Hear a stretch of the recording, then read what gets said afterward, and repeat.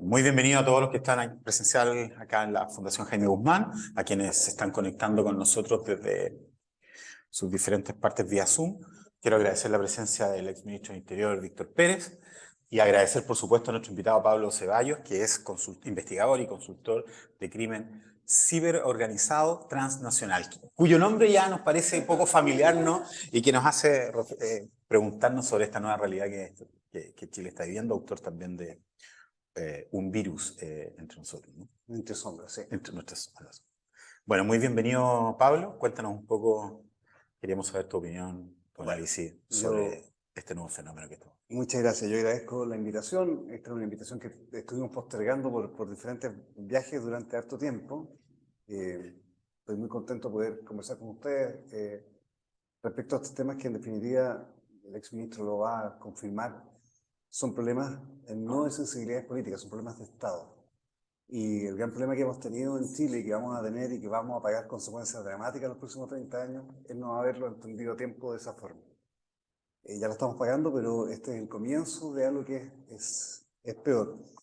Yo durante 20 años, después de salir del colegio, soy ignaciano, después de salir del colegio ingresé a Carabineros y trabajé 20 años en Carabineros, especialmente en el área de inteligencia, con tres temáticas bien interesantes: crimen organizado, terrorismo internacional y grupos religiosos peligrosos que tienen un componente común: los liderazgos negativos, ¿no es cierto?, que pueden ser capaces de llevar a gente a condiciones tremendamente extremas.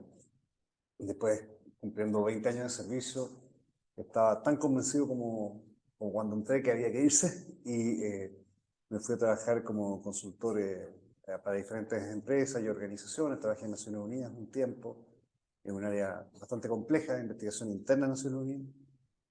Y bueno, me desarrollo hace bastante tiempo trabajando en el campo, no en la academia, para entender los fenómenos de la violencia específicamente y la criminalidad organizada. Los investigadores de campo siempre tratamos de no ser muy conocidos, ¿no es cierto? Pero yo tuve que escribir este libro como una necesidad de ver lo que estaba sucediendo en Chile cuando regresaba de trabajo en campo, de México, de Centroamérica, de otros lugares, y veía que la respuesta que estamos teniendo a los niveles de violencia y criminalidad organizada en América Latina o en Chile eran espeluznantes las iniciativas que estaban surgiendo desde la política, ¿no? La respuesta política asustaba mucho. Habían políticas, por ejemplo, legislativas, de un diputado que decía que había que crear una unidad ultra especial integrada por militares, por policías, por las fuerzas especiales, una especie de comando SEAL para capturar a los narcotraficantes más importantes del país y meterlos en la cárcel. Y lo terrible es que los narcotraficantes más terribles del país ya estaban en la cárcel. Entonces, cuando la política pública está desconectada de lo que está sucediendo, los efectos son dramáticos para la sociedad. Después tuvimos, ustedes se acuerdan, alguna idea de crear una cárcel isla, pero sin pensar cómo llevamos los gendarmes a esa isla o lo convencemos que tienen que estar en una isla también con los prisioneros o sus familias. Entonces, los efectos de estas ideas que suenan bien al sentido común son tremendamente problemáticas porque generan ciertos populismos y autoritarismos que pueden terminar muy mal en esto. Entonces, en la lógica de la criminalidad organizada, hoy día la dicotomía no es izquierda o derecha. La dicotomía es democracia-autoritarismo. Y esa es la conversación. ¿Y por qué agradezco estar con ustedes? Porque esto es transversal a la sensibilidad política que tenemos y de esa forma creo que tenemos que entenderlo. Yo antes de hablar de esta discusión, que sé que es mejor conversar que suene, les quiero decir que vengo llegando de Ecuador, de Guayaquil, una investigación donde no entra el Estado, una zona que se llama Durán. Había conocido Guayaquil varios años antes, es una sociedad perdida.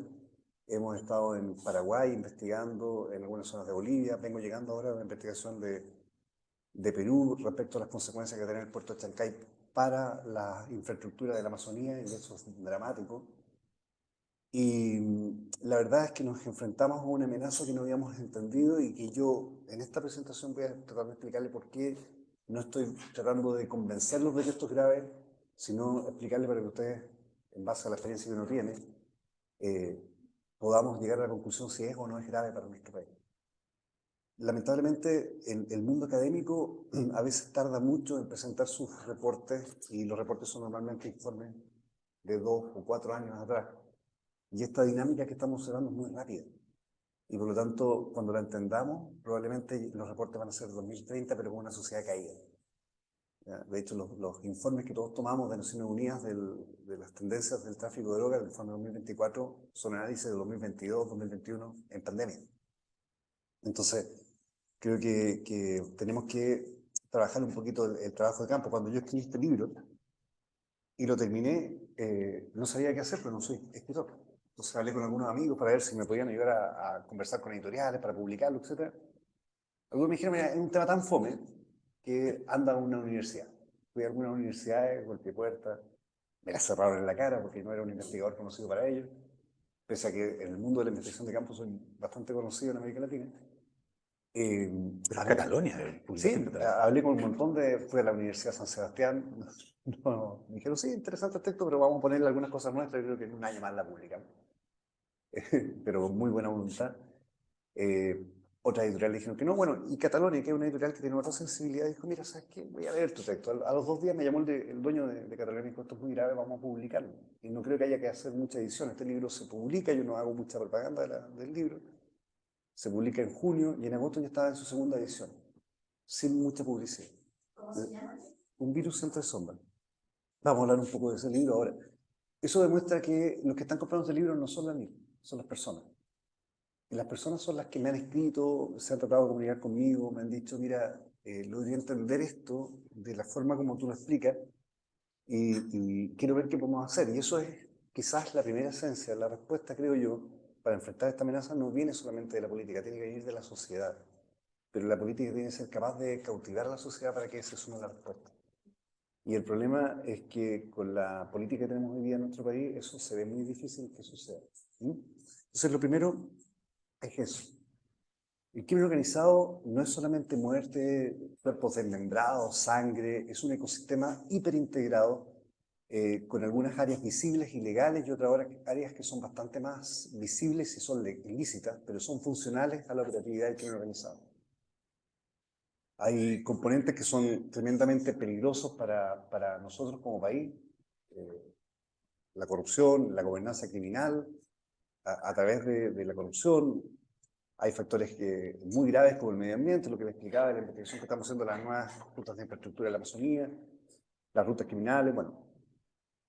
Son múltiples componentes que generan y participan de este ecosistema que estamos viendo, pero este ecosistema está cambiando y está cambiando en forma dramática y existencial para los estados democráticos.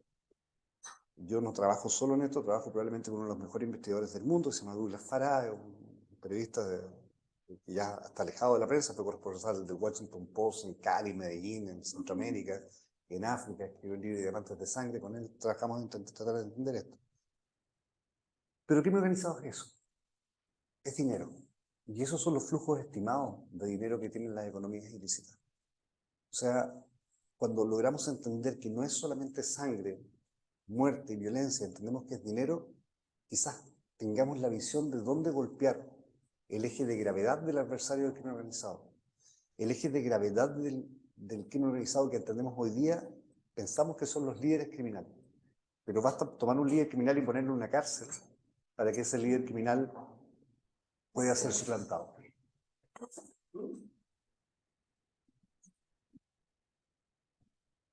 Estas son las estimaciones porque en realidad es muy difícil tener un catastro real de cuántas son las ganancias de la economía ilícita, pero estas son las estimaciones integradas que tiene Naciones Unidas, tiene la OECD, tiene el Banco Mundial, etc. Eso es. Y todas las actividades, sean absolutamente ilícitas, semi-ilícitas o lícitas, provenientes de la criminalidad organizada, se inyectan en el mismo objetivo, en el mismo lugar.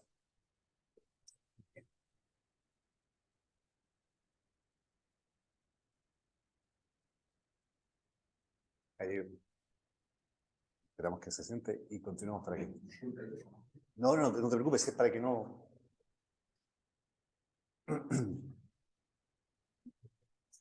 Sí, no. Terminen ahí. Entonces, en simple, deberíamos entender el crimen organizado como una especie de modelo económico que tiene un objetivo, que es tomar las ganancias de las economías ilícitas e inyectarlas en las economías formales. Lo que observamos en América Latina es un método que está resultando tremendamente exitoso para este objetivo. Y este método tiene componentes de una violencia extrema, irracional muchas veces, un control del territorio, que puede ser en el medio libre o dentro de las cárceles, o la combinación de ambas, y un permanente desafío al Estado. Y vamos a explicar por qué es tan importante el permanente desafío al Estado. Esta criminalidad afecta a las cadenas de suministro, etc. Las fotos que ustedes tienen allá abajo, ese joven con una pistola, es un integrante del Tren de Aragua, acá en Chile. Si uno mira el rostro, la pantalla está rota no casualidad, sino es la pantalla, una captura de su teléfono. Es ¿cómo se llama? El yerno, se dice, que todos quisiéramos tener para nuestra hija, un tipo de sentido. Bueno, son criminales terriblemente violentos que vienen a romper la lógica de cómo entendemos la criminalidad en el estereotipo, ¿ya?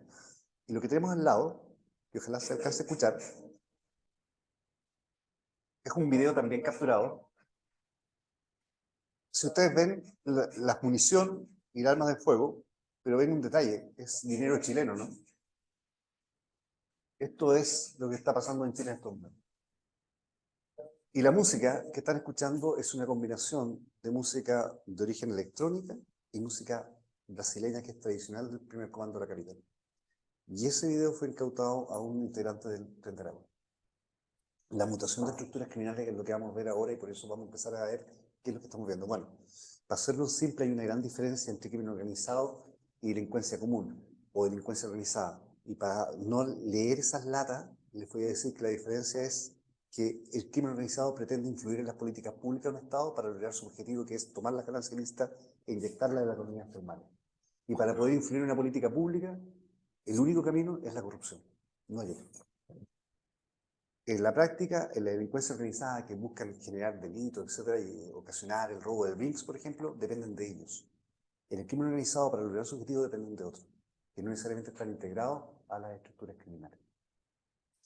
Nosotros con este señor con que trabajo, Douglas Farah, escribimos un texto hace un tiempo atrás para la Florida International University que tenía cierto impacto para poder explicar un poco lo que está pasando en América Latina, porque esto no es solo Chile, esto es América Latina completo, pero con un impacto mucho más fuerte en los países que no estaban acostumbrados a entender el fenómeno de la criminalidad organizada, o que no tienen la capacidad de entenderla como Estado. Tratamos de explicar esto en 4 olas. La primera ola es la de Pablo Escobar. ¿Todos se acuerdan de Pablo Escobar, no? Pablo Escobar tenía solamente un producto. ¿Se acuerdan qué producto tenía? Cocaína. Tuvo la capacidad de organizar un montón de productores y contrabandistas para decir, mira, ¿para qué venden en forma individual? Vendamos como un cartel. Lo hizo, lo logra. Un producto de cocaína, un solo mercado. ¿Se acuerdan qué mercado? Estados Unidos. Una ruta, la ruta del Caribe, ¿no es cierto? Y un objetivo, tomar el dinero que es del tráfico de drogas de Estados Unidos y traerlo a Colombia para lavarlo y activarlo. Pero tenía un método doble. ¿Eh? ¿Se acuerdan del método doble para actuar? Plata o plomo. El problema es que Pablo en su momento desequilibró el método y prefirió el plomo por sobre la plata, ¿no? Y le declara la guerra al Estado. Le fue mal en su técnica porque el Estado también le declara la guerra a él y termina perdiendo Pablo muerto en un techo en Medellín. Inmediatamente nosotros empezamos a ver el surgimiento de otra ola criminal, que está compuesta por 2 carteles, el cartel de Cali y los carteles mexicanos. El mercado sigue siendo el mismo, Estados Unidos. El producto sigue siendo el mismo, ¿cierto? La cocaína. Cambia la ruta. Ya no es el Caribe, sino Centroamérica. Y miren lo que pasa en Centroamérica cuando cambia la ruta. La violencia mexicana despierta ahí, la violencia de todo el Triángulo del Norte se activa ahí, las democracias empiezan a caer ahí en ese momento. Pero los hermanos Rodrigo Orejuela, los miembros del cartel de Cali, dicen, mira, ¿sabes qué? El método de Pablo no funcionó.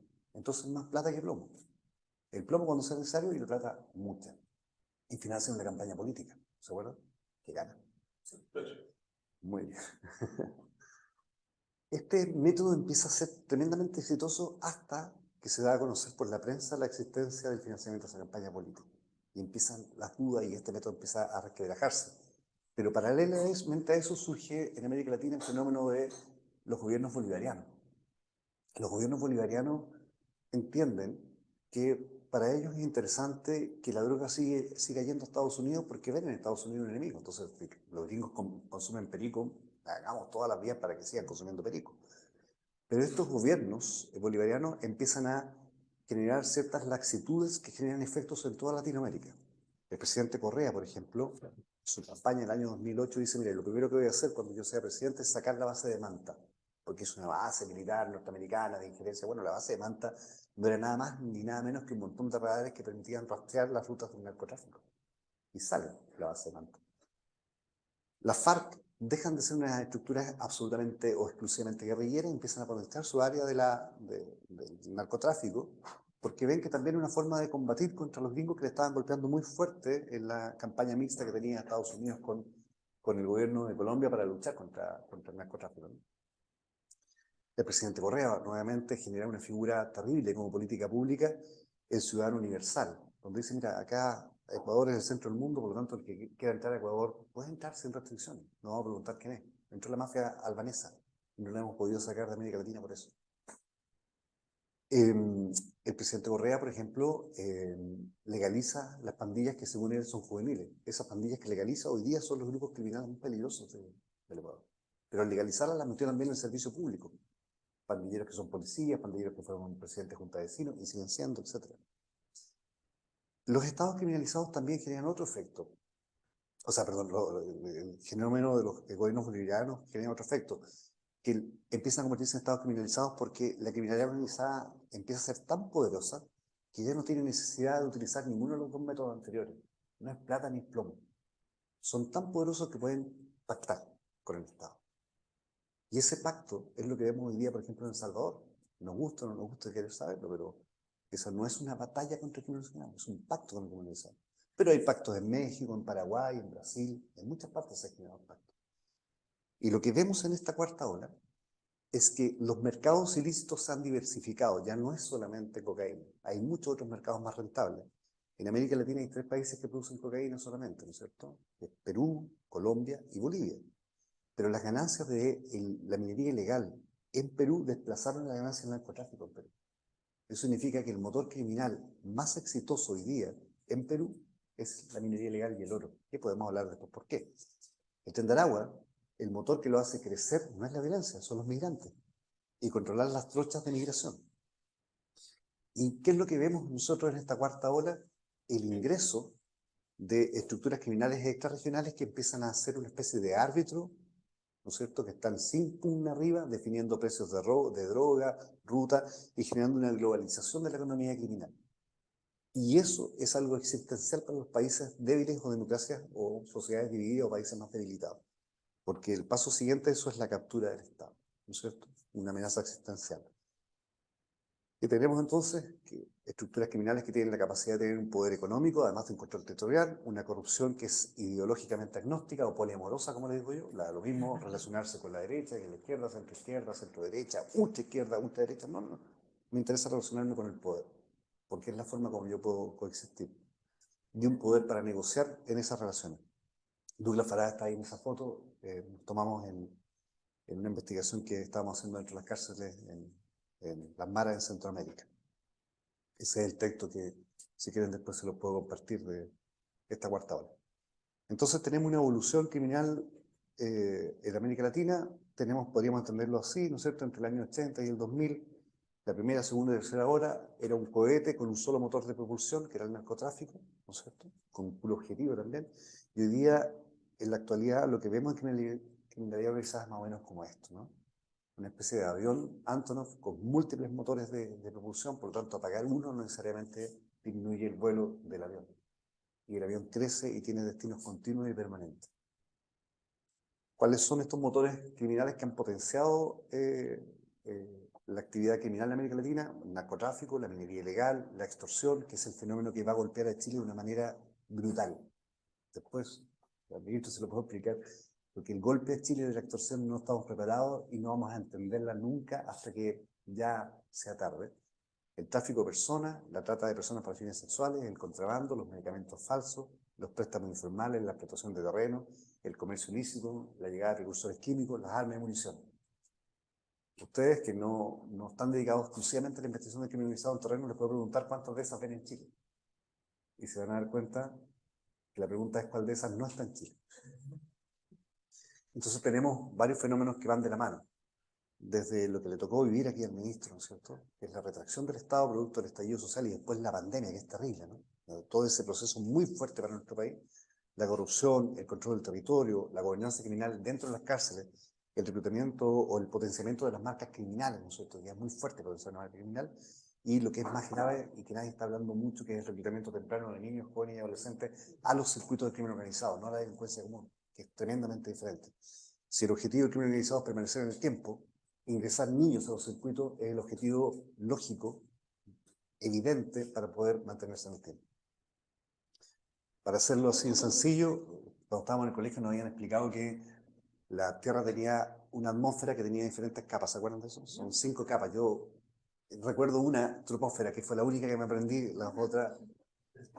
Pero lo que sí recuerdo en el colegio exigente, el San Ignacio, sobre todo en estas áreas, era que mientras más alejada de la Tierra estaba la atmósfera, más estable era.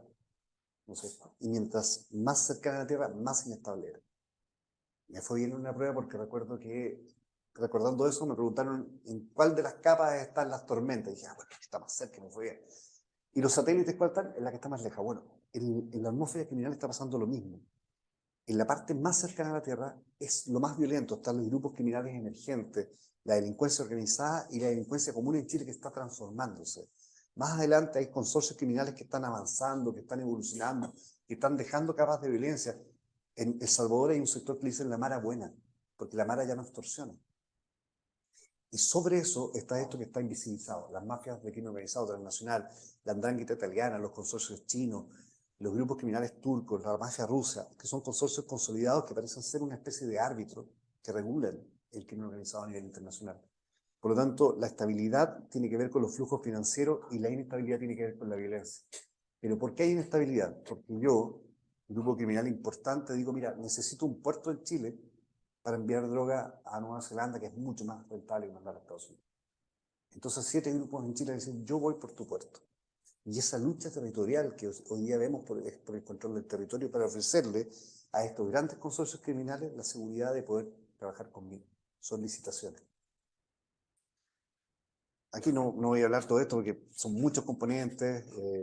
¿Cuáles son los componentes comunes del crimen organizado? La corrupción, el control de los territorios, la búsqueda de control de múltiples mercados ilícitos, potenciar una marca criminal y el desafío del Estado. Las imágenes de abajo son fotografías mías tomadas en Ecuador, donde encontré en casi todos los barrios murales de los grupos criminales que dominan el Ecuador. Grupos criminales que no son pandillas, son asesinos seriales, son sicarios, desafían el Estado, son grupos tremendamente complejos. Esos son algunos casos de lo que hemos estado entendiendo, etcétera, pero para volver un poco conectarlo con lo anterior, cuando hablábamos de que el objetivo del crimen organizado es modificar, penetrar el Estado para influir en las políticas públicas que puedan ser beneficiosas a su objetivo, que es tomar la ganancia ilícita, inyectar la economía formal, aquí hay un caso de estudio que hicimos nosotros en Durán, un distrito que hay en Guayaquil, muy violento, al que ya ni siquiera el Estado ingresa. Eso que ustedes ven ahí es una plaza que fue remodelada por una de las estructuras criminales más peligrosas de Ecuador, los Chone Killers, asesinos seriales. Ellos la remodelaron esa plaza con un costo de $200.000 pagado por el Estado. Ellos lavaron con esa política de Estado de recuperar una plaza para la comunidad, $200.000 que entró del Estado, y contrataron a una pura empresa subsidiada de ellos y costó alrededor de $800.000. Esa es la penetración del Estado. Si uno mira esto y dice, bueno, estas cosas están pasando también en otros países, incluso en Chile, ¿no? El traspaso de dinero que no podemos rastrear del erario público, que terminan en centros que no sabemos. Hoy día a lo mejor el caso de fundaciones termina en plata que terminó en la política, pero mañana puede terminar en plata que termina lavando los activos de organizaciones criminales. Ese es el riesgo de lo que estamos hablando.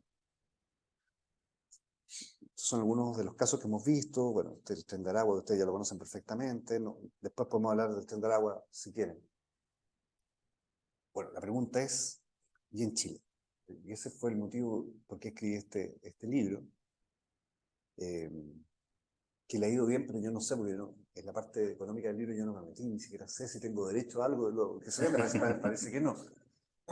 Lo importante era escribirlo, da lo mismo lo que salga o no salga de ese libro. En Chile están pasando dos fenómenos completos. Por un lado tenemos una transformación de nuestra delincuencia común, Esta transformación es un cambio de la modalidad y operatividad. Ustedes se ven muy jóvenes, pero yo les voy a contar algo. Antiguamente, en las cárceles en Chile, cuando usted entraba a una cárcel, el pabellón 1, pabellón 2, pabellón 3, o el módulo 1, 2 o 3, o la calle 1, 2 o 3, eran reflejos de lo que pasaba en el medio libre. O sea, el pabellón 1 solamente había gente de San Gregorio, por así decirlo, pero no se te vaya a ocurrir juntarlo con gente de Puente Alto. Porque si lo juntas con Puente Alto, eso es violencia. Bueno, eso está cambiando. Las estructuras criminales están diversificando su forma de operar y ya no es solamente reclutar gente que es de tu barrio, de tu clan familiar o tu grupo de amigos. Ahora están reclutando por especialidad. Eso explica, por ejemplo, algunos de los robos más evidentes que hemos visto en Chile, ¿no? Su operatividad también está cambiando. Antiguamente, cuando había una pelea en el óvalo de la penitenciaría, los gallos antes de pelear con estoques, ¿saben lo que hacían? Medían los estoques, para que midieran más o menos lo mismo, para que la pelea sea pareja. Y ahí definían si la pelea era a un tajo o a muerte. Esa era la regla. No a tajo, listo, un tajo ya gané. No, ya se asesinan en los baños. Está ampliando la diversificación de los mercados ilícitos. Están generando fenómenos de exhibición. Quieren mostrarse, hacen un robo y suben lo robado con las armas a TikTok. Independiente que saben que los van a, quizás hacer la prueba que los va a condenar, le da lo mismo porque la exhibición es más importante que terminar preso, porque la cárcel está teniendo una significancia diferente. Hay un predominio de la cultura del narcotráfico, hay un control territorial, hay un reclutamiento temprano también de niños, etc. Ese tren de transformación de nuestra delincuencia común está impactando o va a impactar con otro tren, que es el ingreso de las estructuras criminales de origen extranjero, que vienen desde esencialmente, originalmente de un origen que es la gobernanza penitenciaria, o sea, controlar las cárceles, por lo tanto meter en las cárceles a ellos es gracias, bienvenido al vientre materno, ¿no? De ahí mi potencia. Tienen un método que es muy fuerte, que es la violencia desmedida, ¿no es cierto? La cárcel es un mercado criminal muy rentable, podemos hablarlo más adelante, pero para hacerlo en realidad una sustancia ilícita dentro de una cárcel cuesta 10 veces más caro de lo que cuesta afuera. El 82% de los privados de libertad en Chile se declaran consumidores adictivos de drogas. Imagínense si yo logro controlar una cárcel. Tengo el 82% de ese mercado para mí, 10 veces más caro de lo que podría vender afuera. ¿Dónde prefiero tener un mercado criminal de venta de drogas? Hay una necesidad del control del territorio, hay fenómeno de la actuación generalizada, el desafío del Estado, el control de la frontera. Bueno, estos dos trenes que están cambiando, el chileno y el que viene de afuera, tienen que chocar. ¿Dónde van a chocar? En la calle y van a chocar en las cárceles. Y hay un método exitoso que están aplicando a ambos fenómenos, que es la violencia desmedida, irracional y la exhibición de esa violencia. O sea, hoy día ustedes ven las noticias, no basta dispararle un tiro a un tipo, ¿no? Hay que parar el tiro al tipo y meterle 100 balas más para demostrar la capacidad de fuego que yo tengo. Y este caballero que está ahí, no sé si ustedes se acuerdan cómo se llama Darwin. Y él nos enseñó algo hace mucho tiempo, ¿no?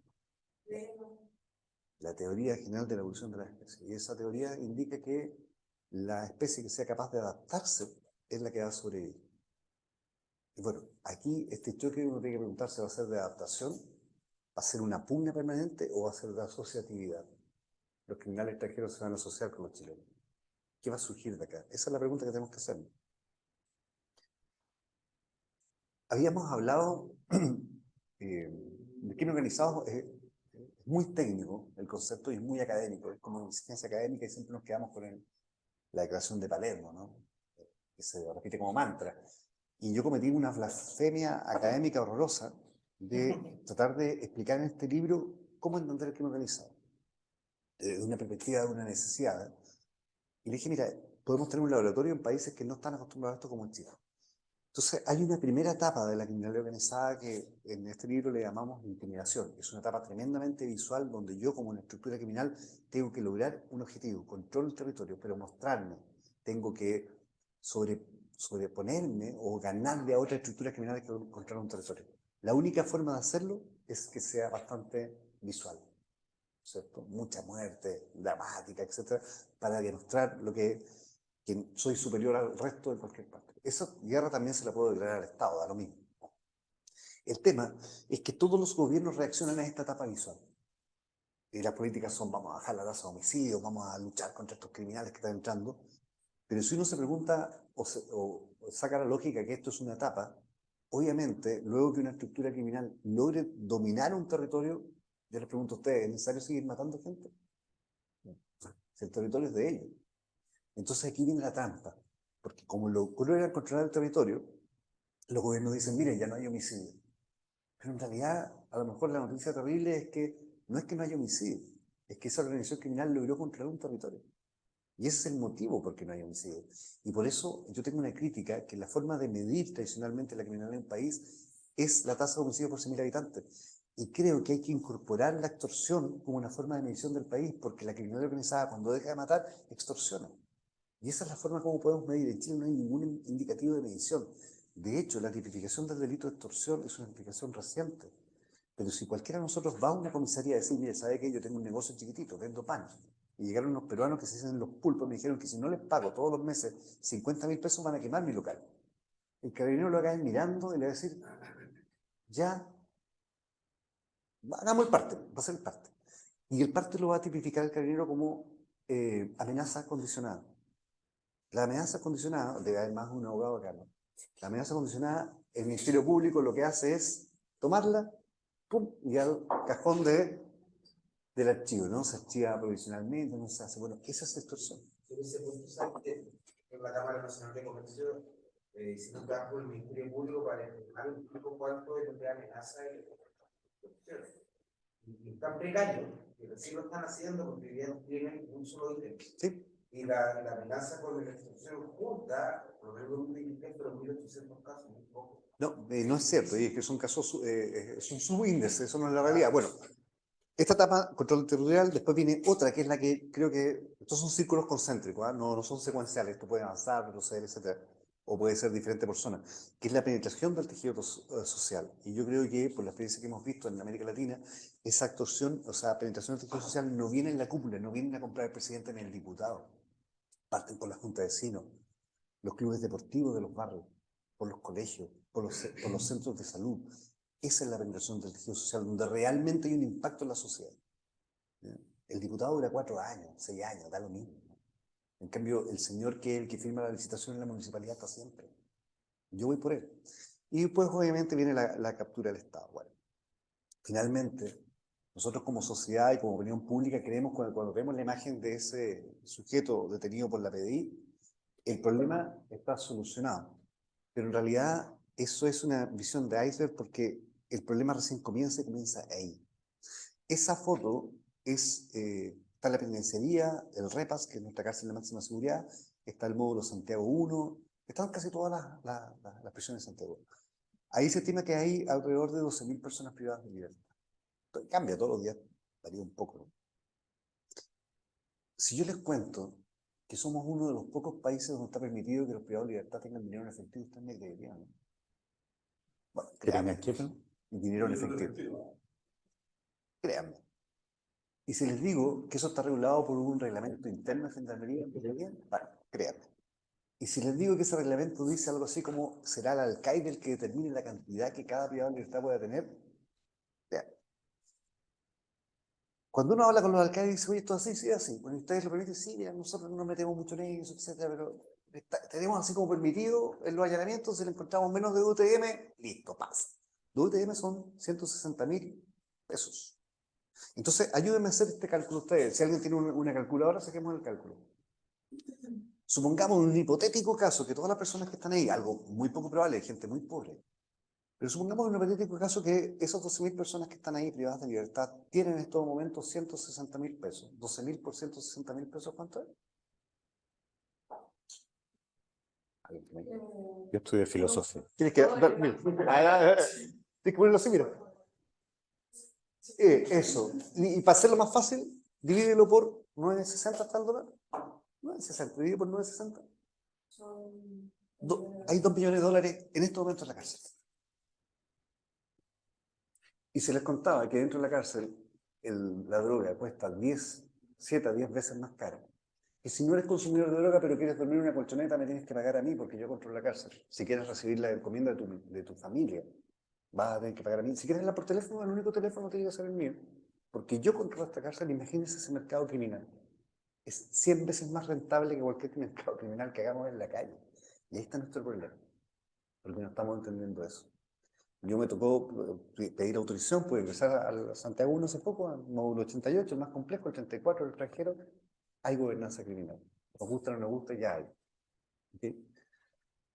No solamente en el Corinaudo, el ejemplo que pasa en la cárcel del Manzano de Concepción. Esto salió todo públicamente porque el tipo que cumplió su pena sale, le dejaron libre, llegó a la calle en una moto y lo mató. ¿Sí? Porque había tenido un problema con el que estaba manejando la cárcel, que se llama Diego Bastardo Bastardo. No hay duda de que ese es el nombre que nosotros sabemos que tiene. Ese es el que manda a la cárcel. Absolutamente. Hoy día a la gente que manda a la cárcel le llaman pilares. Un concepto que viene desde Colombia. Pero usted en cualquier cárcel de Chile, hasta la de Osorno, de yo no sé, usted pregunta cuál es el pilar. ¿Cuáles son los desafíos que tenemos para enfrentar esto entonces?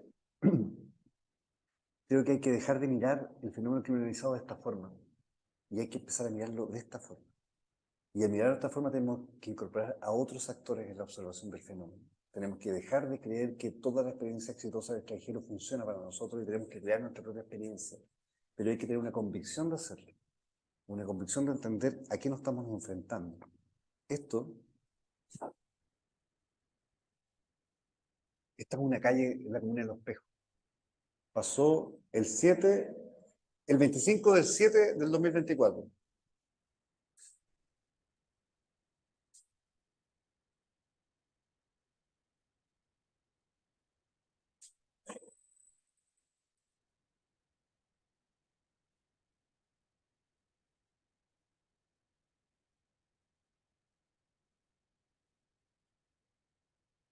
Ahí no mataron a nadie. Es una demostración de fuerza. El problema es que esa calle se llama Pío XII. Y miren lo que habían encontrado en un módulo de la cárcel de Santiago 1 hace un tiempo atrás. Pero la comunicación entre la información que se levanta de una cárcel y la que sirve para la seguridad pública hoy día no existe. Cuando uno mira la semiótica del mensaje encontrado dentro del interior de una cárcel con fusiles de guerra, con pistolas con cargadores extendidos y con una corona que es el símbolo internacional de las formas de dominio territorial de una pandilla, uno tiene que pensar, bueno, ¿quién es Pío XII? ¿Por qué tenemos ese mural en nuestras cárceles? El mural solamente se detectó cuando se hizo un allanamiento a ese módulo, porque en realidad la Gendarmería no ingresa al interior mucho del interior de los módulos. ¿Qué medidas son necesarias, creo yo, en la parte final, para, primero, asumir la realidad? Nosotros no vamos a evitar el ingreso criminalizado, porque el criminalizado ya entró. Lo que tenemos que tratar de lograr es evitar la velocidad del avance, de penetración de esta amenaza. Y hay un único camino que es posible, desde mi perspectiva, puedo estar absolutamente equivocado, pero desde mi perspectiva creo que el único camino tiene que ver con el consenso. Y la primera forma de tener consenso es tener un marco común de diagnóstico y de mencionar cuál es el nivel de esta amenaza. Segundo, una vez que tengamos esto, tenemos que entender que esta amenaza no se va a solucionar por un grupo político que gobierne, se necesita con el apoyo de todos los grupos políticos. Y hay que dejar fuera a aquellos que no quieran entender esto, no quieran comprender esto, porque por algo no les interesa. No se necesita menos política, que es lo que la gente cree que es la solución. Lo que necesitamos es mejor política. Luego que tengamos ese aspecto común, tenemos que tomar decisiones de Estado, construcción de un programa de Estado, un entrenamiento adecuado para las policías, para eso, para lo que vimos. Perfiles institucionales y organizacionales que sean adecuados para construir esto. Y herramientas regulatorias que sean efectivas, porque tenemos esta locura en Chile de crear leyes que no se cumplen. Y eso es el crimen organizado disfruta de eso. Después tenemos que trabajar en la resiliencia de la sociedad. La cultura de la legalidad tiene que ser una política pública que se haga en los niveles más tempranos de la educación. No sacamos nada de hacer cultura de legalidad en colegios vulnerables en segundo medio, porque a ese año empieza la deserción escolar, ¿no? O ya están integrados a las pandillas los niños. Tenemos que hacerlo en un nivel más bajo, incluso parvulario. Tenemos que involucrar a la empresa privada en este esfuerzo. Las grandes empresas han sido capaces de entender el fenómeno de la criminalidad organizada mucho antes que el Estado. Tenemos que aprender de sus buenas prácticas también, por eso hay que incorporarlo. y finalmente generar un consenso que la única forma de lograr una lucha contra el crimen organizado es que estemos todos de acuerdo en que debemos luchar contra el crimen organizado. Estas son la construcción, obviamente, por bloque. Yo tengo algunas ideas de la construcción por bloque, ¿no? Diagnóstico y una base compartida, que es un problema de Estado, que afecta a la democracia, al Estado de Derecho, con objetivos que sean realistas, pero también coherentes, ¿no? Novedosos, con un enfoque multisectorial. O sea, no puede ser. Este libro, yo fui policía, pero este libro parte, perdón que se lo diga, pero parte con esta frase. A los hombres y mujeres que con sus esfuerzos anónimos luchan diariamente para proteger a nuestra infancia del influjo del crimen organizado. Yo pensaría que está dedicado a los policías, no sé. Sus armas, la educación y el ejemplo, el campo de batalla, las aulas de las escuelas, colegios, las zonas donde el miedo y la impunidad crean una frontera peligrosa de cruzar. Efectivamente, la lucha contra el crimen organizado para un Estado está en la educación. No están más policías. Son necesarios. No están más recursos, no están militares en la calle. Están trabajando en nuestra educación porque el crimen organizado se proyecta en el tiempo.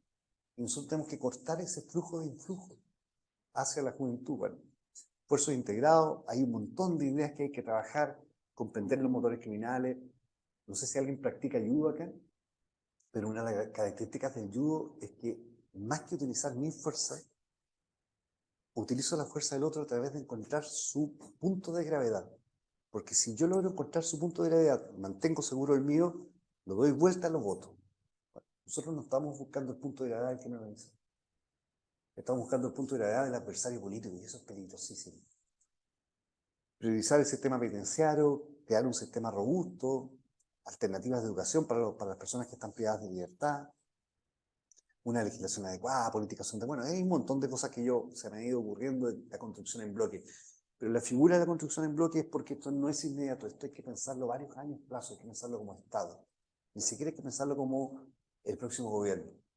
Hay que pensarlo como una política de Estado, porque en una columna que escribí hace tiempo digo que el gran problema que tenemos, ya vimos todos los factores que generan el crimen organizado, pero hay un factor que nunca lo hablo, pero a ustedes se los voy a decir. El factor que realmente potencia el crimen organizado, más que el control del territorio, los mercados ilícitos, la violencia, son que los gobiernos se están comiendo los estados. Eso significa que cualquier política pública que haga el gobierno A, cuando entre el gobierno B, la va a votar. Porque está mal hecha, porque es de tonto, porque no funciona, porque no saben nada. Nosotros tenemos que ser capaces de generar políticas públicas, en esta materia al menos, sostenibles y sustentables en el tiempo. Y para lograrlo necesitamos un consenso de entender cuál es el nivel de nuestra amenaza. Y creo que ahí está nuestro error. Bueno, hasta ahí. Muchas gracias, Pablo, ¿no? Bueno, vamos a iniciar una ronda de preguntas. Yo quisiera partir haciendo una pregunta muy breve, muy sencilla. ¿En qué nivel estamos nosotros en esas etapas?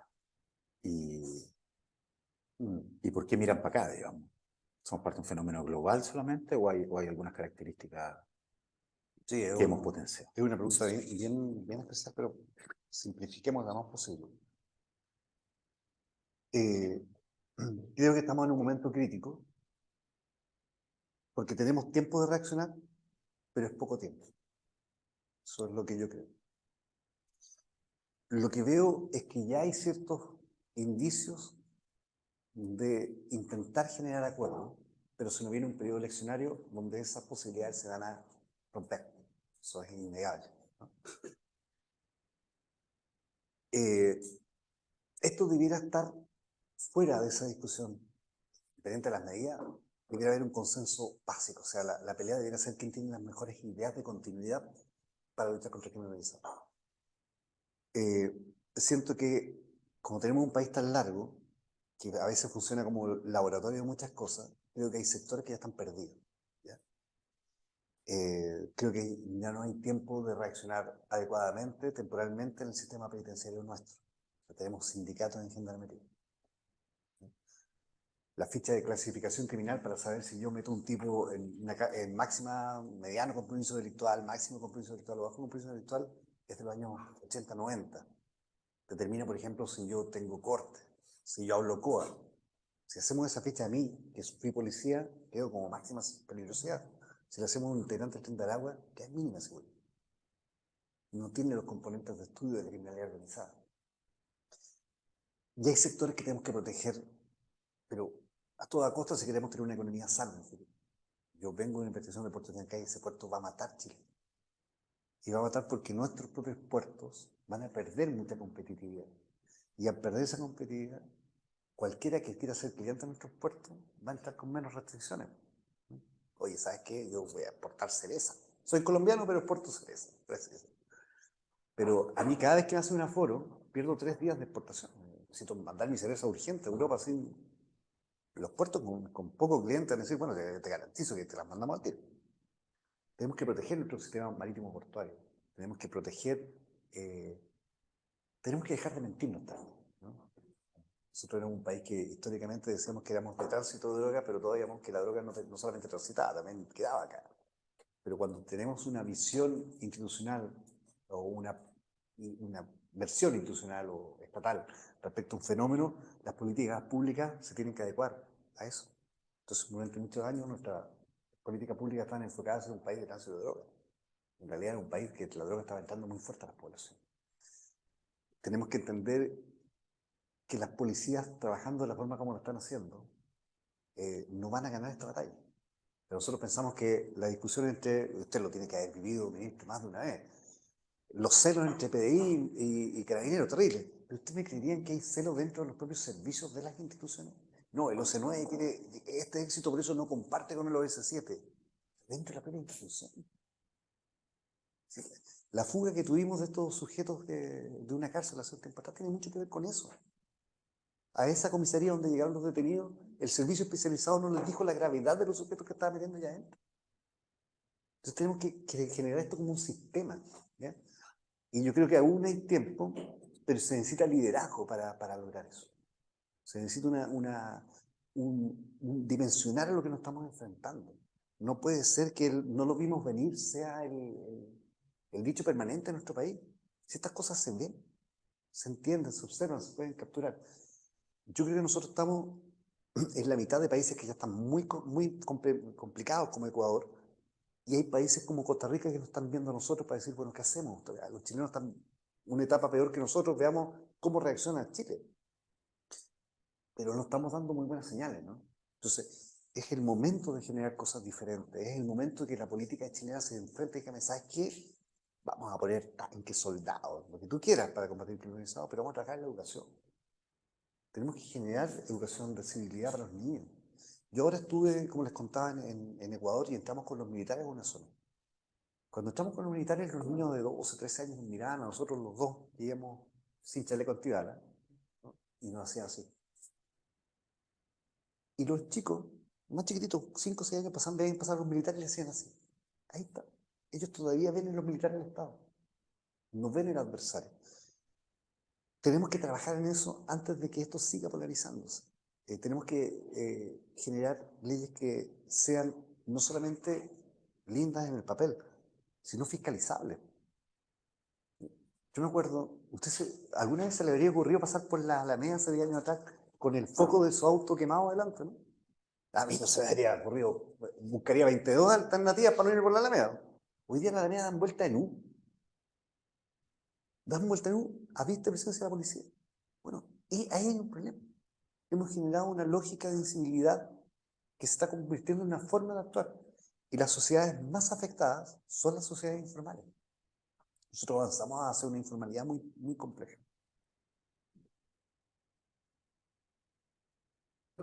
Sí, muchas gracias. Mira, demasiado interesante tu exposición, alarmante y triste al mismo tiempo. Hay una mezcla como de sentimientos. Mira, anoté un montón de preguntas, pero por temas de tiempo no voy a alcanzar a hacerlas todas.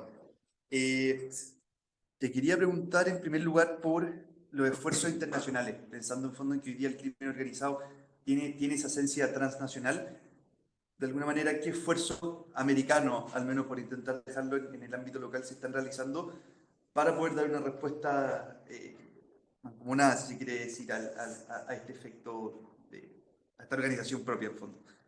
Y por otro lado, te quería preguntar por el tema de resguardo de frontera, no en el término de migración, sino en términos de ingreso de distintos bienes a Chile, ¿no? Esa fiscalización propia.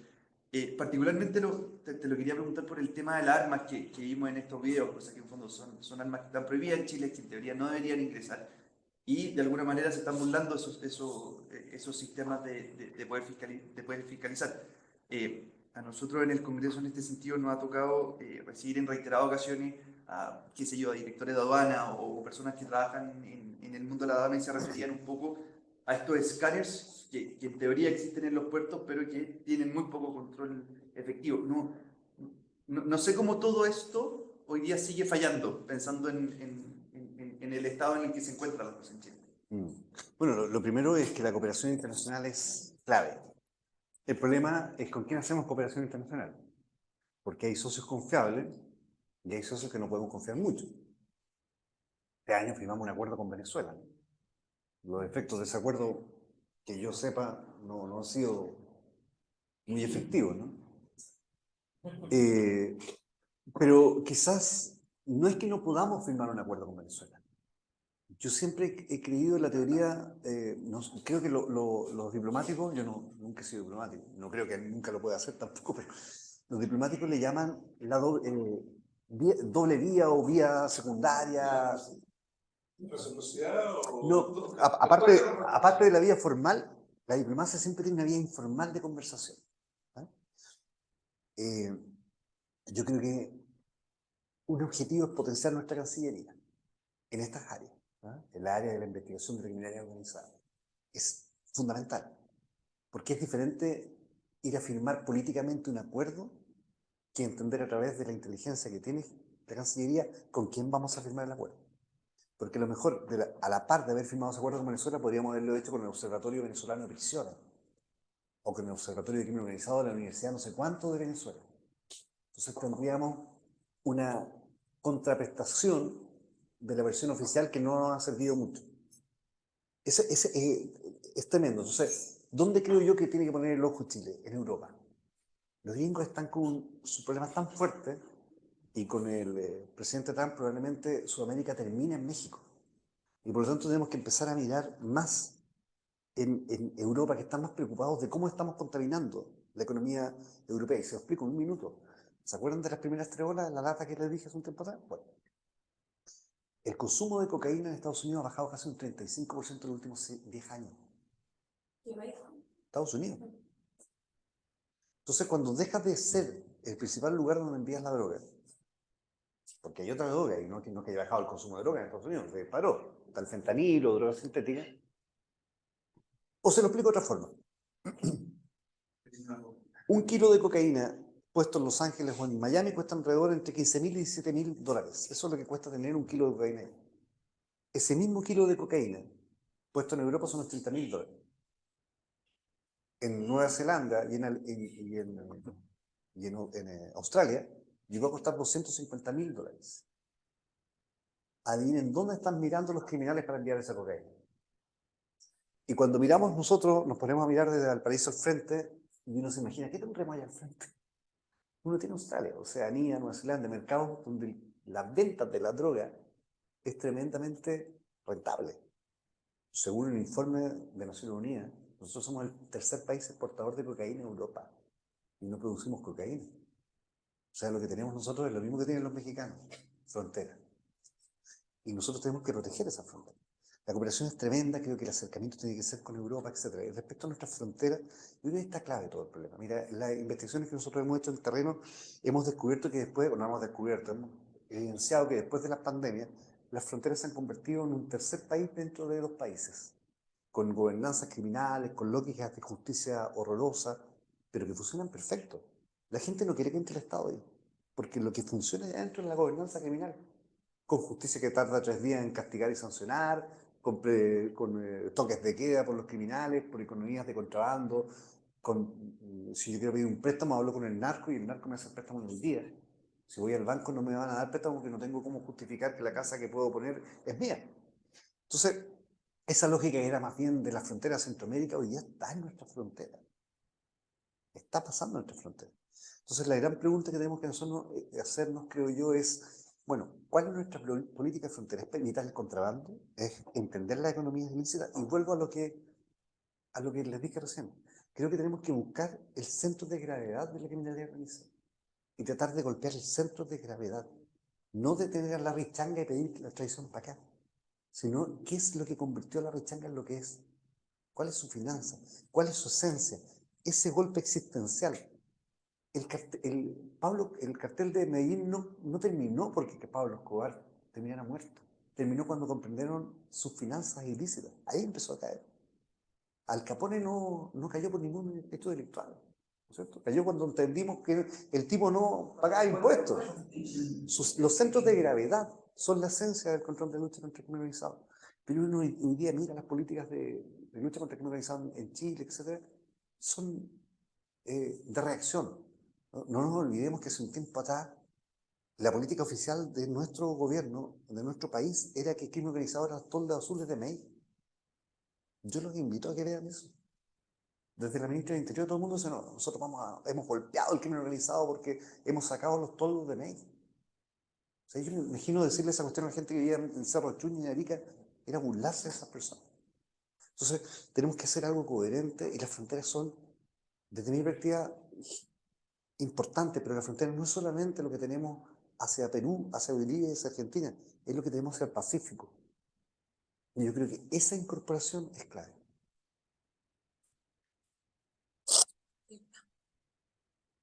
Quiero agradecer la claridad de tu exposición y tal como decías tú, digamos, alarmante y triste, porque creo que la política no ha comprendido la situación. Yo creo que no. No ha entendido la situación y no está haciendo nada con la situación. El elemento central, a mi juicio, es la inteligencia. Sí. Y Chile no tiene inteligencia. Yo lo viví directamente. A mí me llegaba un informe a las 6:30 de inteligencia todos los días que decía que lo que podía pasar era muy grave, medianamente grave o nada. Es que no me mantengo más esta cuestión porque no sacamos nada con resolver. Si queda algo grave, tú me vayas a decir, te lo mandemos. No existe nada. No hay inteligencia. Entonces, no sabemos verdaderamente la estructura, las organizaciones, los liderazgos. Todos estamos actuando, y por eso estamos actuando, a mi juicio, solo sobre hechos específicos y reaccionamos. O sea, hoy día el Estado de Chile no enfrenta al crimen organizado. El Estado de Chile lo que hace es perseguir ciertos delitos del crimen organizado. Y eso creo que nos coloca en una situación dramática, porque tenemos demasiadas señales ya. Me tocó, eso tengo una campaña municipal, fui a ayudar a algunos amigos de Los Ángeles, yo fui alcalde de Los Ángeles, una ciudad súper tranquila y todo, y hoy día está con mucha violencia, digamos. Y fui a una población donde una dirigente vecinal que me invitaron donde la sede social que le había hecho la municipalidad cuando yo la dirigía, todos muy cariñosos, y de repente la sede social, una cocina de 8, ¿cómo se llama? Espectacular. ¿Y esto dónde? ¿Cómo se lo consiguieron? Y todo, no, don Fernando. Y después también un refrigerador, no, don Fernando. ¿Quién es don Fernando? El narco.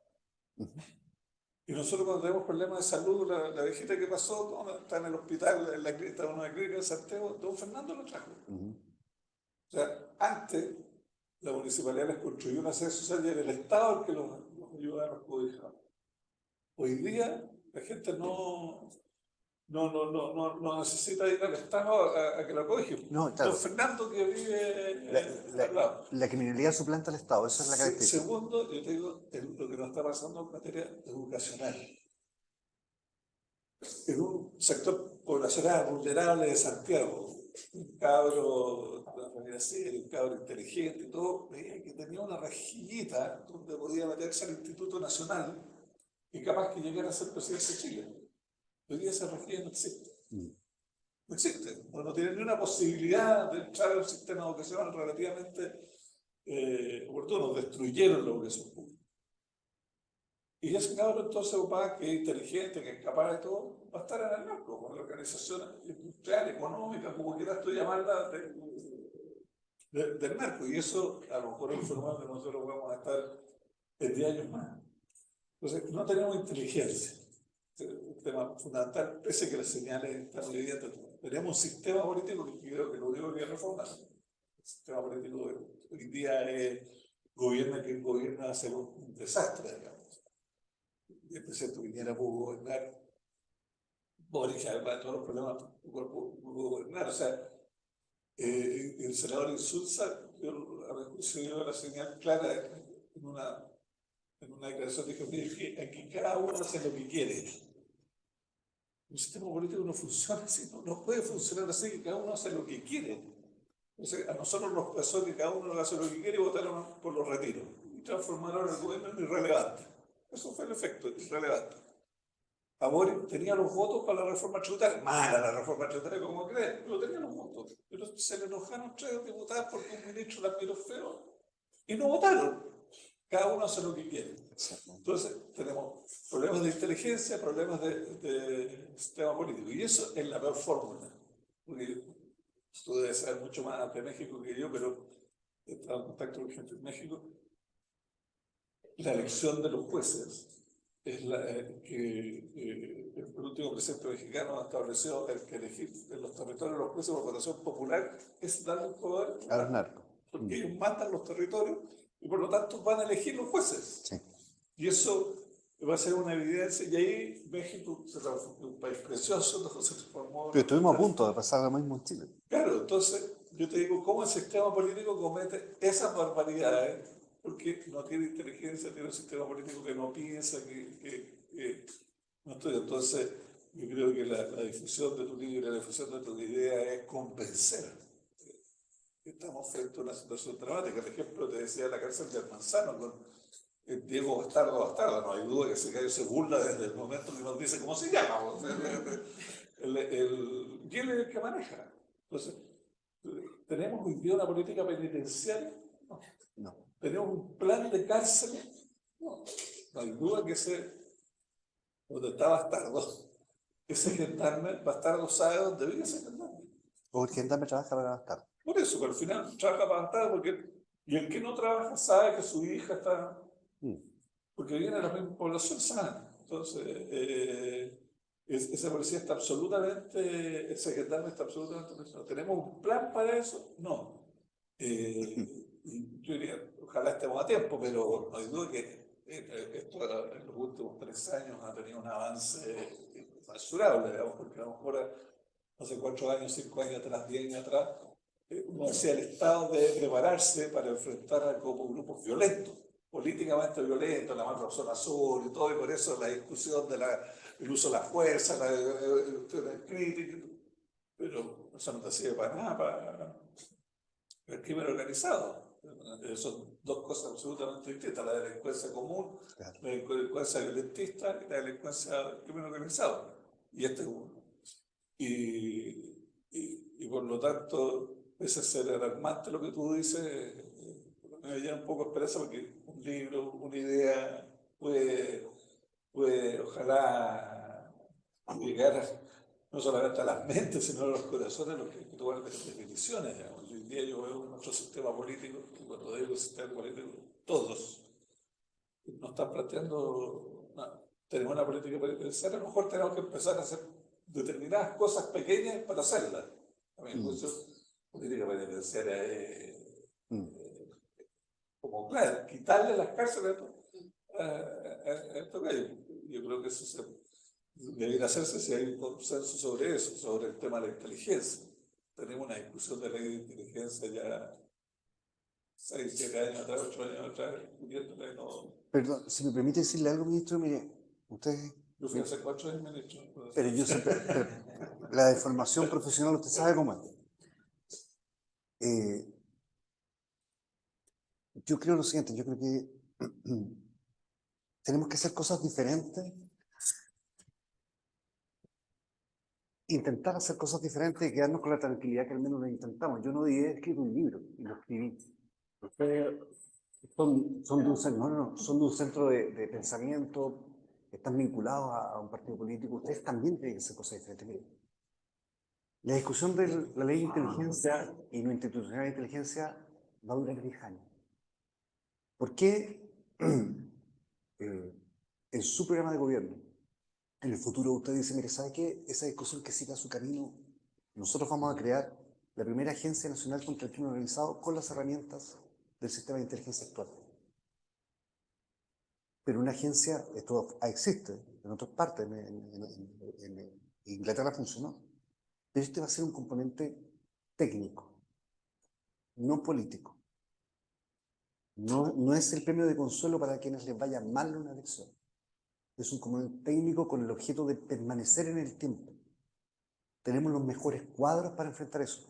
Yo entiendo que cuando usted dice no tenemos inteligencia, no es que no tengamos recursos humanos, tenemos recursos humanos de inteligencia extraordinaria. No tenemos una institucionalidad de inteligencia, porque la institucionalidad de inteligencia no tiene idea para qué. O sea, el problema, disculpe que diga esto, pero el problema que tenemos como país es que nadie hace lo que tiene que hacer y hacemos las cosas que no tenemos que hacer. Al caballero que lo matan por tratar de defender a una señora que estaba robando es porque se creyó policía. El policía quiere estar tocando con la banda instrumental para que la gente lo quiere, como que fueran a votar por él en el futuro. El fiscal se viste como un policía para allanar una casa. El policía se viste como fiscal para ir al juicio. Bueno, si bajamos eso a microescala, la mamá no sabe dónde está su hija a las 12 de la noche. Los profesores no les interesa hablar de educación para la calidad porque probablemente no entienden lo que es educación para la calidad. Yo creo que lo que tenemos que hacer es volver a la esencia de un país que hace lo que debe hacer y que cada uno se responsabiliza. Los servicios de inteligencia deben trabajar en eso. Yo le aseguro que nosotros tenemos servicios de inteligencia muy desprestigiados a nivel internacional. Eso significa que otros servicios de inteligencia van a demorarse muchos años en poder conversar con ellos nuevamente. Las relaciones entre servicios de inteligencia e inteligencia son bien especiales. De hecho, hay un tipo que una vez dijo, mira, ¿cómo defino inteligencia? Es explicar algo que va a suceder y al día siguiente explicar por qué no sucedió. Y más o menos esa es la lógica que uno observa ahora. Entonces cuando uno dice, ya sabes qué, esa discusión de la inteligencia política, militar y todo eso, 10 años de pelea. Tenemos nuestra propia agencia contra el crimen organizado, al estilo inglés. A mí se me ocurrió esta idea y quería hablarlo con Evelyn Matei, que ella compró mi libro y lo regaló a muchas personas, entonces me imaginé que ella podría interesarle. La escribí pero no tuve respuesta, pero creo que la solución va por ahí. Yo creo que la solución va por una idea como esa, pero ¿sabes qué? Esta no es la idea de la UNI, no es la idea de nuestra candidata, esta es la idea del Estado. Vamos a salir de eso choca la información que nosotros tenemos como país. Creo que se puede expresar muy poco en estos días, digamos, con la creación del Ministerio de Seguridad Pública. Tenemos problemas de seguridad y tenemos ministerio. Es lo que además, tal como está claro, va a generar un problema político entre el jefe político, el gabinete que ministro del Interior y el jefe de seguridad. Va a haber una discusión, bueno, pero al margen de eso.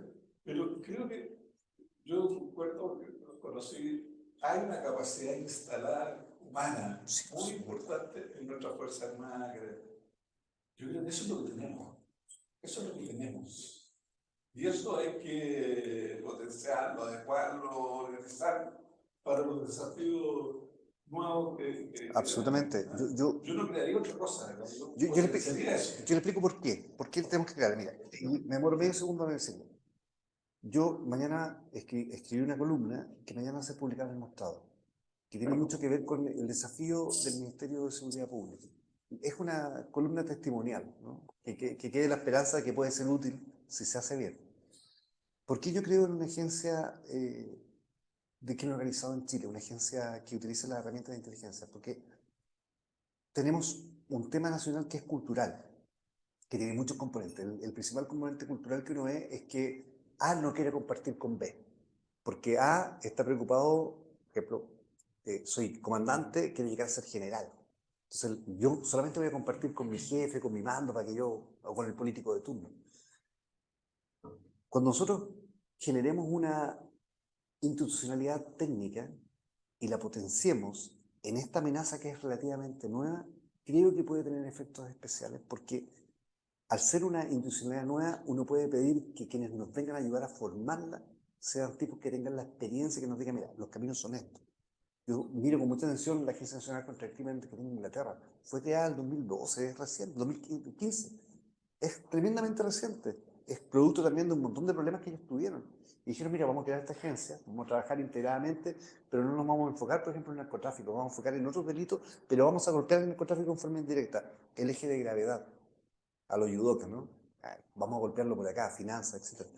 Yo creo que es una oportunidad, y si usted toma ese talento humano que ya existe en Chile y lo agrupa allá adentro, pero con un halo de protección que no responda a un sistema. Claro, porque crear.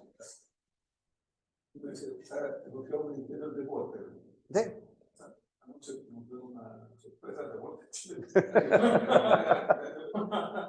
La cultura no hay un avance tremendo en el Ministerio de Cultura.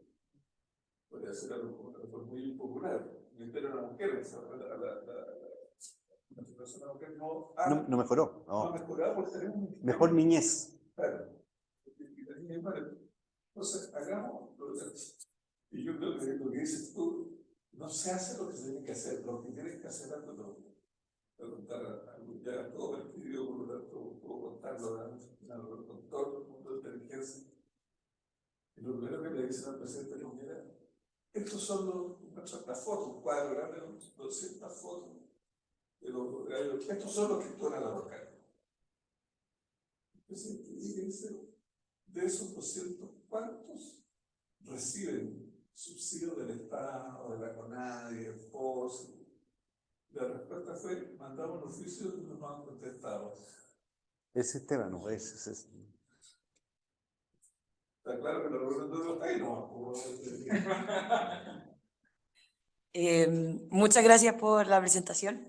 A mí también se me genera una duda en particular, que es respecto de la inteligencia. Como el gobierno ingresó una segunda iniciativa, que es este subsistema de inteligencia económica. Y dentro de la discusión del subsistema de inteligencia económica vemos cómo vuelve a aparecer el levantamiento del secreto bancario como una solución a todos los problemas. El tema es que el proyecto a grandes rasgos contempla la posibilidad de levantamiento no solo para la UAF, sino que también para la Unidad de Análisis Financiero, sino que también para la Comisión del Mercado Financiero.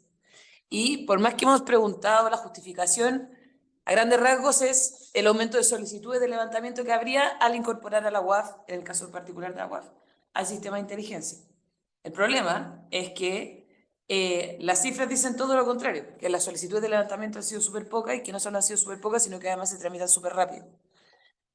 Y también aparece un tercer problema, que al final es el más grande de todos, que aquí una medida de estas características aplicaría no solamente para el crimen organizado, sino que para todo Chile. Entonces, quería saber su opinión respecto de el levantamiento del secreto bancario como una medida para combatir el crimen organizado, porque quienes hoy día tienen que defender el levantamiento del secreto bancario como la solución, a mi juicio no lo han podido hacer bien. Las cifras, como dije, van en el sentido contrario y hoy día no hay nada que nos haga pensar que la incorporación de una medida de estas características efectivamente va a ser una solución. Y la segunda pregunta es respecto al modelo carcelario. A mí, o sea, yo he ingresado a varias cárceles de mujeres y siempre me ha llamado mucho la atención el tema de las piezas comunes. Porque uno ve, por ejemplo, en Estados Unidos, esto también desde una perspectiva muy amateur, porque nunca he entrado a una cárcel en Estados Unidos, me imagino serán como aparecen en las noticias o en documentales, donde los módulos, o sea, no los módulos, las celdas son más chicas o más personalizadas, por así decirlo. Quizás será, o sea, me llama mucho la atención, ¿por qué? Porque muchos de los dramas, de los problemas que se producen, por lo menos en las cárceles de mujeres, son después del encierro y se producen adentro de las piezas. Entonces, será como momento de empezar a mutar hacia allá, hacia un modelo, hacia unas cárceles, no sé si reconstruidas, en las cuales sean 2 internos por pieza como una forma más controlable. Y la segunda pregunta sobre ese mismo tema, son 2 en realidad, si es que la reinserción social, uno ve el tema del problema que hay en la cárcel y la reinserción social aparece poco en el debate, porque es súper poco atractiva al final, porque nadie va a querer contratar hoy día a alguien que estuvo 5 o 10 años en la cárcel. Y la tercera respecto a Gendarmería, si sacarla del Ministerio de Justicia y tendría que pasar, si considera que tendría que pasar a este nuevo Ministerio de Seguridad, con todo el debate que eso conllevaría, si es una como pelea que vale la pena dar o quizá no sería una solución. Bueno, no, son varias preguntas. Vamos por la primera. Yo creo en los levantamientos de secreto bancario, que creo que es una solución. Lo que no creo es esta falsa premisa que se levantó en el país de que en Chile no existe levantamiento. En Chile todos sabemos que existe levantamiento del secreto bancario. El problema es cuando el levantamiento del secreto bancario empieza a ser utilizado como un arma política según quien está arriba. Y cuando entendemos que hay lógicas de criminalidad organizada que quieren influir en las políticas públicas y por lo tanto inyectarse dentro del poder, lo que uno tiene que tener es normas que permitan el levantamiento del secreto bancario, pero que también regulen la forma de quién lo solicita, para qué lo solicita y cómo se solicita. ¿Ya? Eh, la criminalidad organizada que queremos enfrentar, evidentemente, tiene que inyectar las ganancias de las economías ilícitas, ¿no es cierto?, de la economía formal. Quizás antes de generar todas las lógicas de la plataforma para el levantamiento bancario, lo que tenemos que es mejorar nuestra capacidad de reporte de operaciones sospechosas.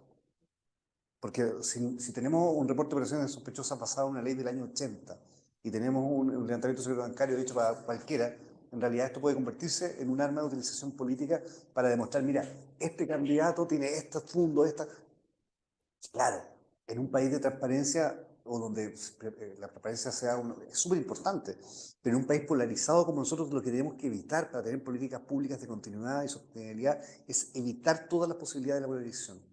Y este tema de poner de inyección en esta discusión, lo único que genera son discusiones eternas. Usted lo debe haber vivido muchas veces en su vida profesional. Yo pongo un tema que nadie va a estar de acuerdo, por lo tanto, ese tema nunca se va a ejecutar. Partamos por el rostro. Respecto a Gendarmería, a la cárcel de mujeres y todo eso, mira, yo creo que trabajar, hay dos componentes que son diferentes. El sistema penitenciario en sí mismo y el servicio de Gendarmería. Son dos cosas diferentes. Gendarmería es un servicio público que fue creado por un decreto de ley en el año 79 y que no es para ello una institución, por lo tanto tiene tiene sindicatos, es súper fuerte. Nosotros tenemos que pensar en una institución penitenciaria de 30 años. No podemos hacer ese cambio porque la resistencia interna es muy fuerte. Nadie quiere tomar el tema de decir, mira, se van a acabar los sindicatos. Nadie se atreve a tomar el costo político de hacer eso. Pero si uno le pregunta a los gendarmes, la mayoría de los gendarmes quieren que se acaben los sindicatos y quieren institucionalizarle. Como siempre tenemos miedo al que grita más, no a lo que quiera la opinión generalizada. Yo creo que es fundamental, siento que la especialización de Gendarmería con componentes humanos técnicos que son no solo uniformados, pero son muy capaces dentro de un sistema de inteligencia incorporado a la seguridad pública es clave, es fundamental. En los últimos 30 años, las organizaciones criminales que han tenido la capacidad de salir de un país, o sea, ser transnacionales, surgieron de una cárcel. Si no entendemos que la cárcel es el centro y el ecosistema que potencia esto, no podemos lucharlo. Entonces, sí hay que hacerlo, hay que comprarlo, pero ahí está quizás el juego más a favor. Como vamos a incorporar la institución de Gendarmería al sistema de seguridad pública, tiene que jugar en las mismas condiciones como juega la Policía de Investigaciones, Carabineros, etcétera, que son estas. No pueden ser sindicalizados, funcionan de esta forma, etcétera. Y estos son los beneficios por esto. ¿Okay? Y empezar a formar desde ahora gendarmes con esas ideas. Y de tercera, el tema de las cárceles. Sí, mira, el gran problema que nosotros tenemos en las cárceles, desde mi perspectiva, o uno de los grandes problemas que tenemos, es que yo como juez muy pocas veces he visitado una cárcel, ¿no? Entonces, cuando yo voy a enviar en prisión preventiva a Diego Bastardo, ¿no es cierto? Supongamos que él sea del Tren de Aragua, pero lo voy a mandar. Su abogado defensor dice, ¿sabe qué? Mi cliente vive en Quilpué y no puede estar lejos de su familia, que son extranjeros. Bueno, mandémoslo al Centro de Prevención de Preventiva de Quilpué. Quilpué no está preparado para recibir a ese tipo. Entonces, lo que tenemos que hacer nosotros es clasificar las cárceles que tenemos, igual como lo hacen los gringos, los europeos, de baja, mediana, máxima seguridad, ultra seguridad, clasificarla, que no tenemos esa clasificación. Y de esa forma, los jueces que envían a gente en prisión preventiva o que condenan a alguien, tengan una tabla de, según la capacidad de ese criminal, dónde lo voy a enviar.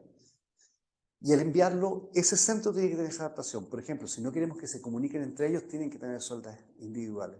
Pero además de tener esas celdas individuales, tenemos que tener la capacidad como Estado de la noche pasar por afuera celdas individuales. Porque si tenemos celdas individuales y el gendarme no entra durante todo el turno nocturno a ver qué está pasando allá adentro, da lo mismo.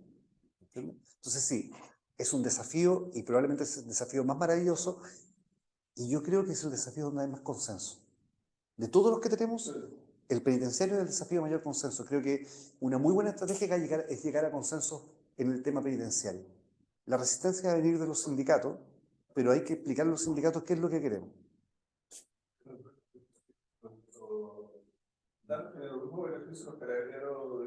Un poco más de materia de salud, materia de sexo, pero tiene que ser claro. Eso, pues, si lo vamos a incorporar, tiene que ser la misma regla del juego de los que ya están. Muchas gracias. Ha sido un agrado. Bueno, Tenemos una última pregunta. este es para usted entonces. Sí, no, y una pregunta cortita, si es que hay evidencia de algún país o si es que hay algún riesgo real o puede que no pase nunca, de que el crimen organizado permee otras áreas de la sociedad, pensando, por ejemplo, en la academia o que el narco ya no tenga que llevar a la gente dañada a una clínica particular o a un hospital, sino Bueno. que ellos tengan sus médicos, sus profesionales y no sé, haya una universidad donde todos los profesores son hijos de narcos. Hay muchísima evidencia de eso. Muchísima, mira. Mientras el crimen organizado avanza de la etapa violenta a la etapa de penetración del tejido social, se va invisibilizando. ¿Ya? Probablemente ninguno de nosotros nos gustaría tomar un café ahora a la zona roja de Guayaquil. No lo haríamos. Pero sí, a todos nos gustaría ir a tomar un café a Reggio Calabria, en Italia. Y es más, podemos tomar el café tranquilamente, podemos dejar una bicicleta ahí, no la van a robar, podemos caminar en la noche borrachos y no nos va a pasar nada. Pero si tú y yo queremos hacer un negocio en Reggio Calabria, tenemos que hablar con la mafia para que nos permita hacer ese negocio y ver cuánto va a ser el cobro de mantener ese negocio. Eso es Italia. Entonces, cuando el crimen organizado logra penetrar la estructura social, la penetra de tal forma que tú no la visibilizas, pero está ahí. Es lo mismo que cuando hablamos de, oye, todos los canales de televisión están generando la percepción de inseguridad en Chile. La percepción de inseguridad y la realidad de la inseguridad depende del lugar donde vivimos. Eso es lo terrible. Probablemente todos nosotros acá creemos que es percepción de inseguridad, porque vivimos a lo mejor en buenos barrios. Es decir, preguntamos a una señora que vive en Cerro Chuño, que vive en las zonas complicadas de Peñalolén, en las zonas complejas del bosque, si es percepción la inseguridad, va a decir, no, esto es una realidad diaria. Mi hijo estuvo enfermo, me dijo una señora, mi hijo estuvo enfermo, esto en Bajo Camela, estuvo enfermo con fiebre casi de 40, y como ya era las 7 de la tarde no lo pude llevar a CEFAM. Eso me dijo esa señora. ¿Usted cree que eso es el país que queremos vivir? ¿Y por qué no lo llevó, señora? ¿Estaba tan enfermo? No, es que nos podían balear. Entonces, creo que sí, es mucho más visible lo que creemos y todos aquellos que tienen este sentimiento del servicio público, porque yo por este libro y por todo lo que estoy diciendo, no gano nada y no me interesa ganar. Lo que me interesa es cumplir con mi deber de decir, mira, tengo el privilegio de a veces tener la oportunidad de dejar el futuro y volver a Chile. Esto es lo que veo en el futuro. Tómenlo, déjenlo, no es tema mío. Créanme o no me crean, yo no ando vendiendo ni el producto, ni el libro, ni nada. Créanlo, deséchenlo, no lo tomen, etc. Pero la posta ya la tienen ustedes. Ustedes hoy día, todos los que estamos acá, llevan en su mano una posta de conocer un poco más lo que está pasando. Y ahora que hablamos todo esto, les aseguro algo. Ustedes van a ver más cosas de las que estaban viendo antes. Van a escuchar más cosas de las que estaban viendo. Pero son ustedes también los que pueden generar cambios. De verdad creo, estoy convencido de eso. O sea, si ustedes pudieran llevar esta conversación a sus hijos, de explicarles lo importante de la legalidad, no sé, explicarle a la gente lo importante que hay que hacer la cola, pedir el permiso para sacar la patente, la licencia de conducir y no saltársela con un amigo. Si empezamos a explicar todo eso, yo creo que podemos construir algo mejor. Y a lo mejor no lo construimos, pero ¿sabe qué? Nosotros vamos a vivir más tranquilos, yo creo. Y yo creo que por ahí va eso. Y bueno, yo agradezco la invitación de la Fundación Jaime Guzmán. Para mí no la conocía, yo creo que estaba equivocado, pero no sabía que estaba acá. Agradezco la presencia de ustedes, me gusta mucho ver el interés que ustedes tienen. Y bueno, la posta la tenemos todos nosotros, este es un trabajo colaborativo. Pueden contar conmigo si alguna vez necesitan algo más.